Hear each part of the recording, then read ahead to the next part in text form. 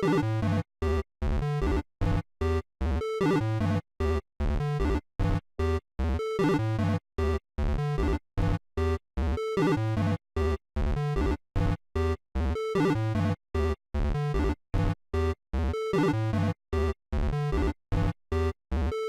guys, welcome to this week's Top 5. On this episode, I'm doing my Top 5 Sega Saturn games. So, a little history of the Sega Saturn. I didn't get the Sega Saturn when it was out. I got the Sega Saturn after I got my Dreamcast. Basically, I loved the Dreamcast so much, and when I heard the Dreamcast was coming to the end, I went on eBay, and I wanted to explore the Sega Saturn. And I got Sega Saturn with about 15 games for, I think at the time it was $100. It wasn't a lot, especially for a kid. I was just getting into high school at the time. I feel like I got it before the Dreamcast ended. It's just, I loved the Dreamcast so much, I wanted to see what the Saturn was, because I missed it. I loved playing Sega Genesis, but I jumped to the N64, and then I jumped to the PlayStation 1, and then I heard the Dreamcast was coming out. I didn't get the Sega Saturn, because even as a kid, I heard it was way too expensive. There was no games for it, so as a kid, I'm kind of, okay, yeah, PlayStation 1, got it for my birthday, I was happy. I didn't need anything else. But after getting the Dreamcast, I was like, I want to try the Saturn. So I found a bundle with a bunch of different games on it, a different variety, and I got it. And out of this variety, I have 5 games that I played for the Saturn, and I loved playing for the Saturn when I got it. I was still a kid. It was just one generation behind at the time. So, yeah, these are the games I have. I haven't really ever bought more Sega Saturn games. Ever?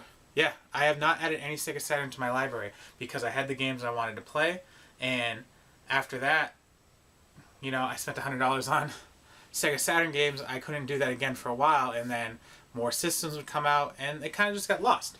So, with the release of Shenmue and seeing some videos of when it was released, when it was being developed for the Saturn, I figured now's the time. Alright, so let's start off with the list. We'll save my favorite one for last.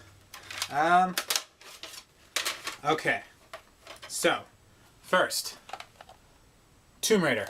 I played this on the PC a couple times as a demo. Not this particular one, but I played Tomb Raider a couple times on the PC. It was a demo back when they used to do shareware and freeware on CNET or download.com at the time. So when I got this, I wanted to play it. This actually got me to get the one for the Dreamcast, Tomb Raider Revelations, I think it's called. So I played this. I loved it. Yeah, I think this is still one of the very few Tomb Raiders that I've played more than once.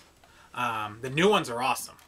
They really updated it, but I still love playing the old the old Tomb Raider ones. I went on a mission to play all of them. A couple of them though, the camera work, whew. I mean, the camera work's kind of bad on this one when you play it today. I played it fairly recently, like 3 or 4 months ago, to test out how it looked on my new CRT TV. And CRT TV looks good. HD TV, yeah, don't look good. So that's one of them. So like I said, all these games came with the systems when I bought it, and the reason why I bought it because it had a great variety. So that meant, you know, I had to like what I had, or I had to hope that I was going to get something I liked, and I got a decent amount of games that I did like out of it. A couple of them didn't work in the console. I'm not sure if the discs were just bad back then, or if the console's eye was going. So I never got them to work. There's a few games I'll have to, I'll do a list of some of the games that wouldn't work when I got them. Alright. Panzer Dragoon. Yeah, this game was weird at first. I remember first playing it and I wasn't sure what I was supposed to be doing. But yeah, I like this. It's kind of like a on-rail shooter vehicle flying. It reminds me of Space Harrier, if you ever played that arcade, but more in like 3D looking. I like this one. This one's good. It was fun. It's probably not my favorite of the list, but yeah, it did its job. I never did beat it though. Gotta love that when you don't beat a game, especially when you liked it. Gives you something to go back to do. Alright, next. Virtual Fighter 2. Kind of shame that this one didn't come into case, because at the time, I never played 3D fighting games. This was actually my first, and then I basically went from that to Tekken. I still like this one better though than the Tekken games. The other one actually that I played on the PS1 that was in this mode that I didn't play until a couple years later was the Battle Arena. Battle Arena something, I can't pronounce it, but still one of my favorite 3D ones. Bloody Roar, if you ever played that one for the PS2, that's a good one. Alright, these are by far my favorite two, and this one is, this one made me like FMV games. Double Switch. I really like this one. It was, you know, at the time, even during the Sega Dreamcast, it was cool seeing the videos. And yeah, I like this one. Setting the traps. You're basically inside a hotel that's locked down, and you're in the basement, and you can control all the traps, and you get the person to help you by leading them into certain areas of the room, and you pull in the trap. It's simple. I've never beat it, but really fun. Alright, last but not least. This was the reason I'm pretty sure I bought the bundle, because it came with a controller. Some of you guys may know what this game is now just by that, but this was my favorite game to play on it, and the controller felt just like I was playing a Dreamcast controller, so that kind of lured me into buying this system, because it came with that. Nights into the Dreams. Still love this game today. I actually bought, or it came with Xbox Live Arcade at some point.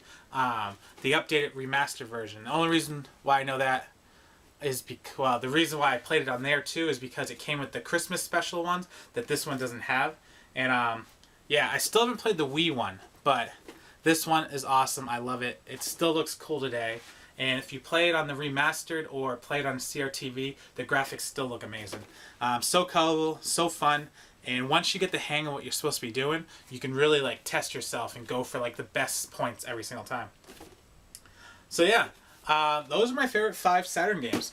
I've never really looked into much more than that because this is what came with it. If you guys know of other games that are good based off what I showed that I like, maybe something similar or just like a point to explore, let me know in the comments. And yeah. What's one of your favorite Sega Saturn games as well? Alright, yeah, have a good night. Thank you for watching the video. Share, like, hit the bell, and I'll catch you next time. Have a good night, guys.